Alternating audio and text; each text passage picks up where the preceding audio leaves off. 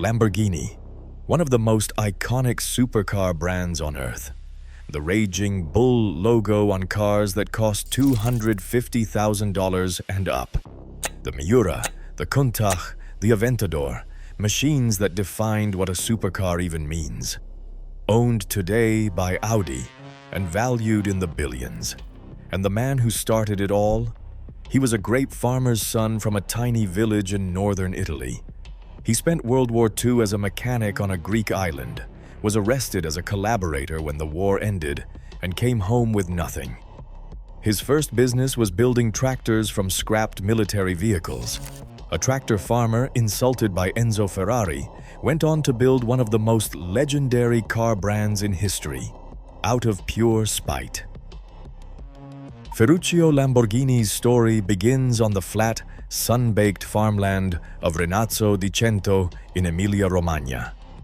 Born on April 28, 1916, he was the eldest of 5 sons in a family of grape growers. His father, Antonio, hoped Ferruccio would inherit the rhythm of the vineyard, but the boy's hands were drawn more to engines than to vines. By the age of 14, Ferruccio was already dismantling and repairing the family's battered farm equipment, coaxing a few more seasons out of worn-down tractors and clattering threshers. His curiosity outpaced the farm's boundaries, pushing him to enroll at the Istituto Tecnico Statale Fratelli Taddia in Ferrara. There, surrounded by workbenches and the steady whir of lathes, he earned his mechanical diploma in June 1934. Classmates remembered him as the student who stayed late in the workshop, sketching engines and tinkering with diesel pumps, while others hurried home. War soon swept across Europe, and in 1943, Ferruccio was conscripted into the Regia Aeronautica. He was stationed on the Greek island of Rhodes, tasked with keeping the Savoia Squadron's aircraft and vehicles running under siege conditions. As a sergeant and later a junior lieutenant, he led a small team of mechanics, improvising repairs on battered Messerschmitt fighters and salvaged trucks. Under the harsh sun and the constant threat of Allied attack, Ferruccio's talent for coaxing life from broken machinery became his lifeline. When the British captured Rhodes in 1944, he was detained as an Italian serviceman and shipped to a prisoner of war camp in Cyprus. Released in the summer of 1946, Ferruccio returned home with nothing but his technical skills and a stubborn refusal to accept defeat. The war had forged him into a man who understood the value of resourcefulness and who was ready to turn hardship into opportunity. Ferruccio Lamborghini stepped off the train in Cento in July 1946 with little more than a battered suitcase and the skills he had honed on distant airfields. The fields around Renazzo were scarred by war, the family farm stripped to the bone. But where others saw ruin, Ferruccio saw raw material. He scavenged abandoned military vehicles from local scrapyards, engines from British trucks, axles from German tanks, steel from whatever could be pried loose. In a rented shed on Via Bologna, he began piecing together his first tractors, one machine at a time. These early models were crude but reliable, built to coax harvests from exhausted land. By 1948, the venture had a name, Lamborghini Trattori. The company registered with a share capital of 300 million lire, a staggering sum for a man who had been a prisoner of war just 2 years earlier. Italian farmers, desperate for affordable machinery, lined up for his rugged tractors. Ferruccio's approach was simple: build strong, sell fair, and never waste a single bolt. The tractors sold faster than he could assemble them, and within months, the workshop expanded into a factory. Resourcefulness soon gave way to invention. In 1951, Ferruccio filed a patent for a single jet diesel fuel atomizer, a device that squeezed more power and efficiency from each engine. This technical leap set his machines apart, earning praise in agricultural journals and fueling a surge in demand. By the mid-1950s, Lamborghini Trattori was moving thousands of units a year, exporting to South America and Southern Africa.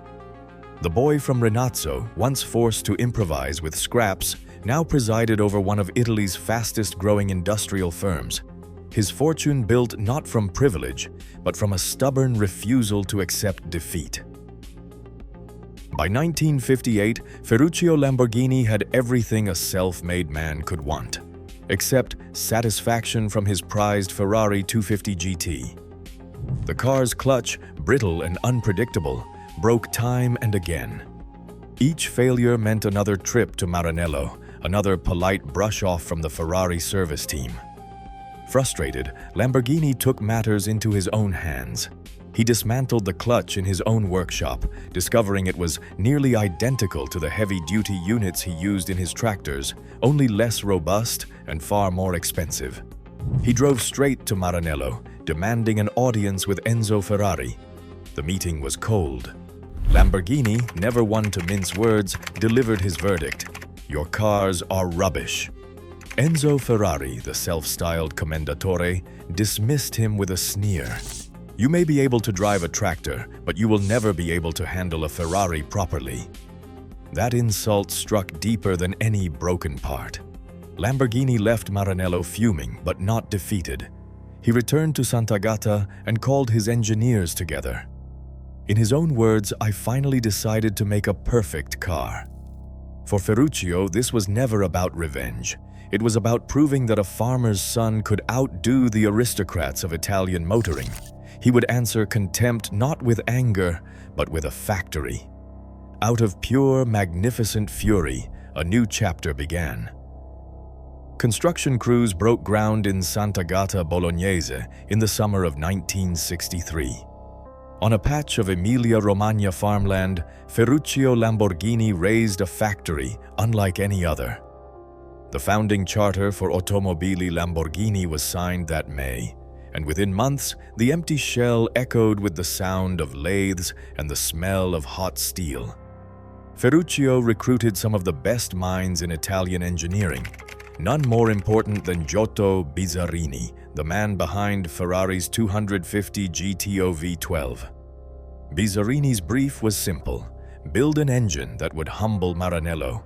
The result was a 3.5-liter V12, 280 horsepower, and a redline that sang past 7,000 revolutions per minute. The first car, the 350 GT, rolled onto the Milan Motor Show floor in 1964, sleek, understated, and shockingly refined for a debut. Reviewers called it a revelation. Here was a grand tourer that could cruise for hours without rattling nerves or breaking down. A car built not for racetrack egos, but for the pure pleasure of driving fast and far. Ferruccio's ambition did not rest. In the back rooms of the factory, young engineers, Marcello Gandini and Paolo Stanzani, began sketching something radical: a low-slung mid-engine coupe that looked more spaceship than sports car.